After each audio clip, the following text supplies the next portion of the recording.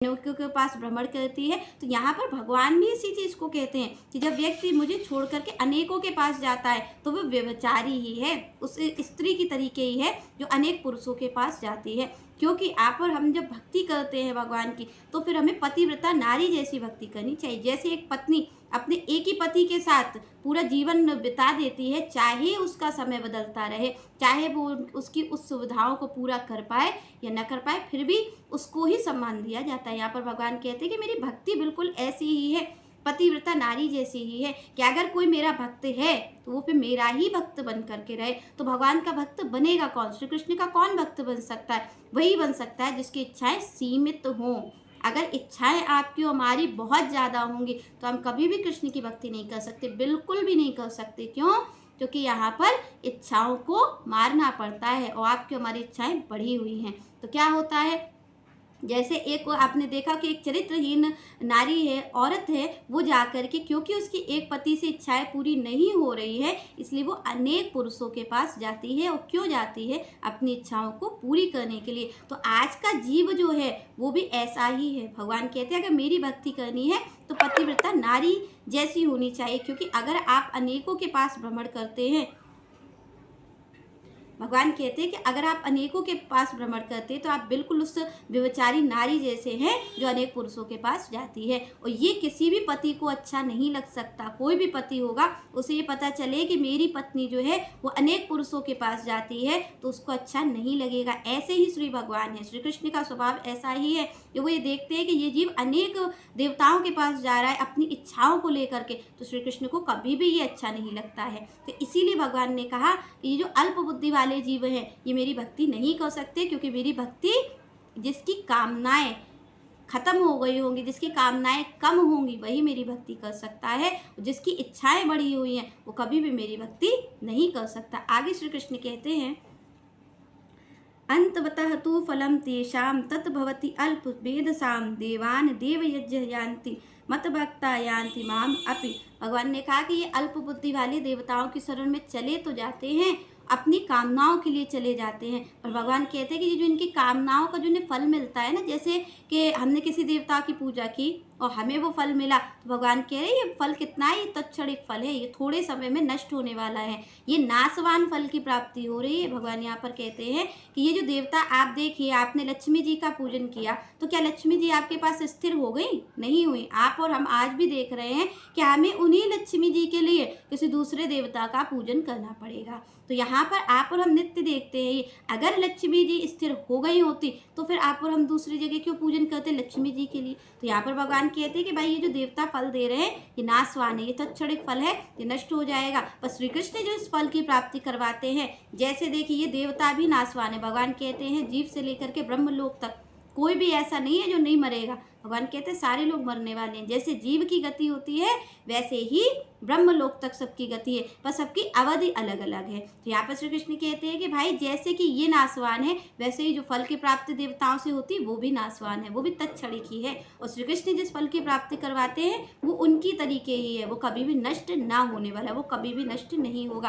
तो श्री कृष्ण ने कहा कि ये अल्प बुद्धि वाले जीव जो है वो देवताओं की शरण में चले तो जाते हैं, पर इनको जिस फल की प्राप्ति होती है वो फल तत्क्षणिक है, वो कुछ समय में नष्ट होने वाला है, वो नष्ट हो जाएगा। तो श्री कृष्ण कहते हैं कि ऐसे फल की प्राप्ति इनको होती है जो नष्ट हो जाएगा, इसीलिए कभी इनकी इच्छाएं पूरी नहीं हो पाती। क्योंकि इच्छाएं कैसी पूरी होंगी?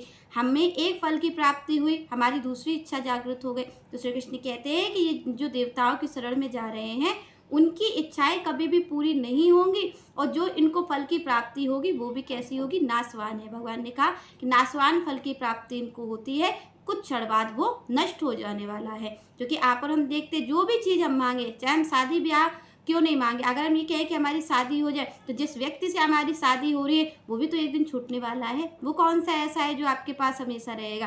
अरे आपने पुत्र पुत्री की प्राप्ति मांगी वो भी आपसे एक दिन छूटने वाला है। आपने घर मकान संपत्ति मांगी वो भी आपसे छूटने वाला है। वो और तो और क्या, आप इस शरीर को जिसको रोज़ सजाते रहते हैं, जिसको रोज़ काफ़ी भोजन कराते रहते हैं, सहेज करके रखते हैं, ये भी आप और हमसे एक दिन छूटने वाला है। भगवान कहते हैं कि भाई देवताओं से जो भी आपको प्राप्त फल हो रहे हैं वो नाशवान है और एक दिन आपसे छूटने वाले हैं।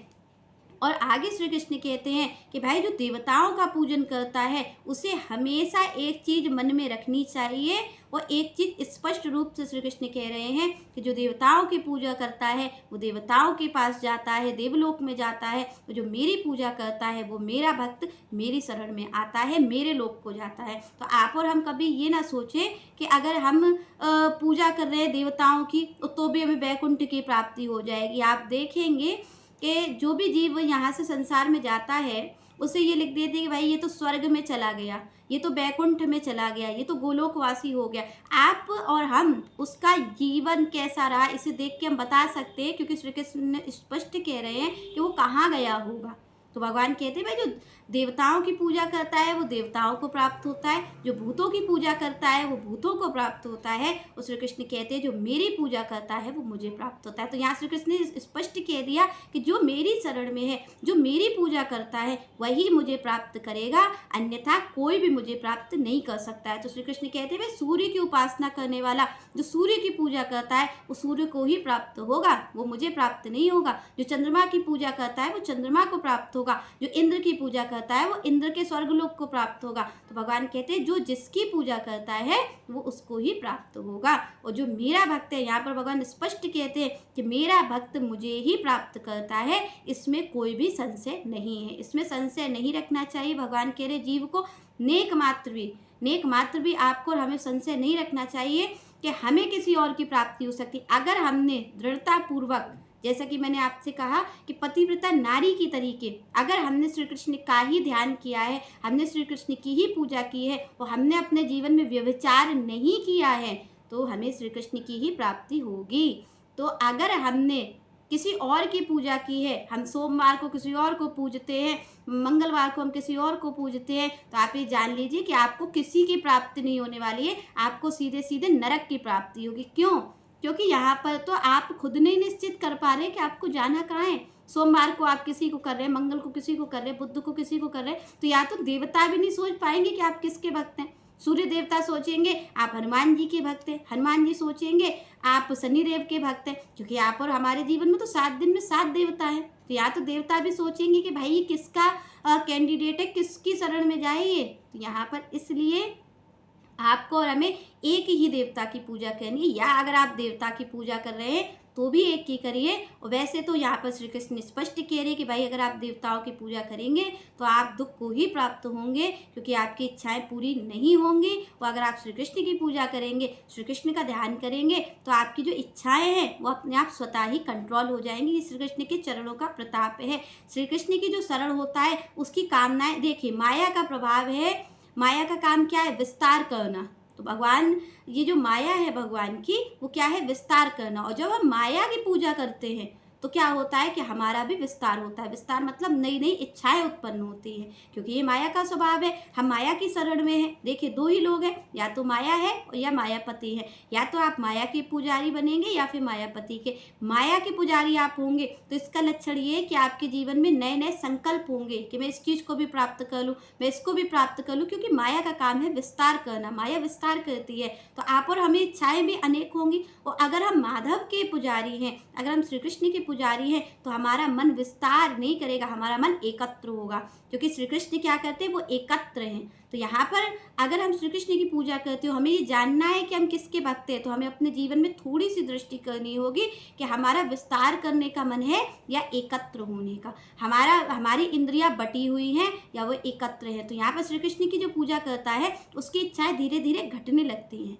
जो माया की पूजा करता है उसकी इच्छाएं धीरे धीरे बढ़ती जाती है, और मिल जाए और मिल जाए। और यहाँ पर जो श्री कृष्ण की पूजा करता है, जो उनकी शरण में, उसकी इच्छाएं क्या होती है? धीरे धीरे कम होती हैं कि मुझे ये भी, इस चीज़ पे भी नियंत्रण करना है, मुझे ये चीज़ भी छोड़नी है, क्योंकि ये मेरे योग्य नहीं है, क्योंकि ये नाशवान है। तो जो उनकी शरण में होता है उसकी मन जो होता है वो एकाग्र होता है। जो माया की शरण में होता है उसका मन क्या होता है? उसका विस्तार होता है, वो जगह जगह फैलता जाता है। तो यहाँ पर आपको और हमें ये दृष्टि देखनी है, और हमें श्री कृष्ण से विनती करनी है कि हम उनकी ही भक्ति करें और उनकी ही भक्ति हम अंत काल तक करते रहें। चलिए नेक्स्ट चर्चा हम नेक्स्ट वीडियो में करेंगे।